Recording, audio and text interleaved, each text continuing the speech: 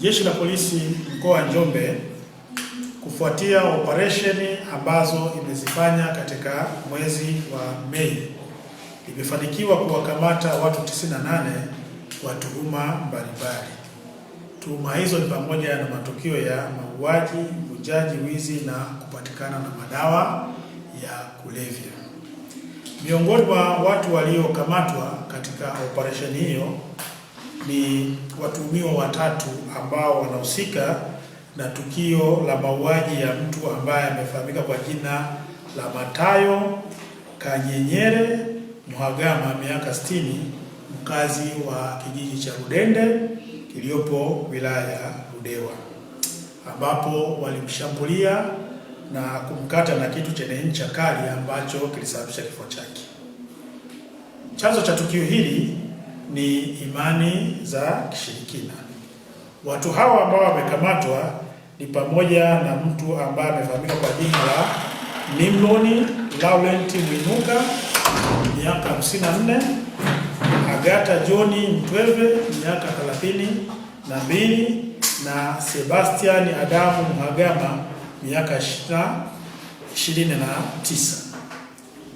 Aidha, jeshi la polisi limemkamata mtuhumiwa mwingine ambaye amefahamika kwa jina la James Damson Ngole, miaka 34. Huyu yeye anajihusisha na makosa ya utapeli kwa kujifanya ni afisa usalama. Na kujifanya kwake afisa usalama, anatumia kivuli hicho kufanya matukio mbalimbali ya kitapeli. Lakini kwenye upekuzi, wakati akiwa anafanya utapeli wake, tumebaini kwamba alikuwa na simu yake upande wa mtandao wa WhatsApp. Imebainika kwamba amekuwa akitumiwa nakala mbalimbali za vyeti vya taaluma waliomaliza katika vyuo mbalimbali pamoja na shule, na akiwa anawaahidi kuwatafutia kazi sehemu mbalimbali serikalini. Vilevile katika msako huo, jeshi la polisi limefanikiwa kumkamata Richard Hilali Mtewele, miaka 22. Huu ni mkazi wa kijiji cha Ngalanga, kata ya Wingilo, wilaya ya Njombe, akiwa na majani makavu ambayo yanayodhaniwa kuwa ni dawa za kulevya bangi, ambayo yana uzito wa gramu 900 ndani ya mfuko wa sulfeti. Watuhumiwa hao wote watafikishwa mahakamani mara baada ya upelelezi wa mashauri yao kukamilika.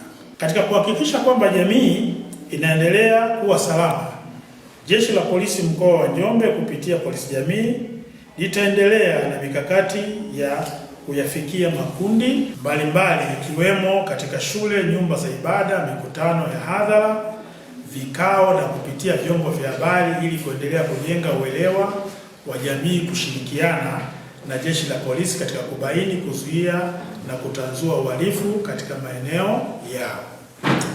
Jeshi la polisi linatoa wito kwa wananchi wa mkoa wa Njombe kuendelea kutoa taarifa za uhalifu na wahalifu mapema mara tu wanapoona viashiria vya uhalifu, ili hatua ziweze kuchukuliwa kabla hawajaleta madhara kwa jamii.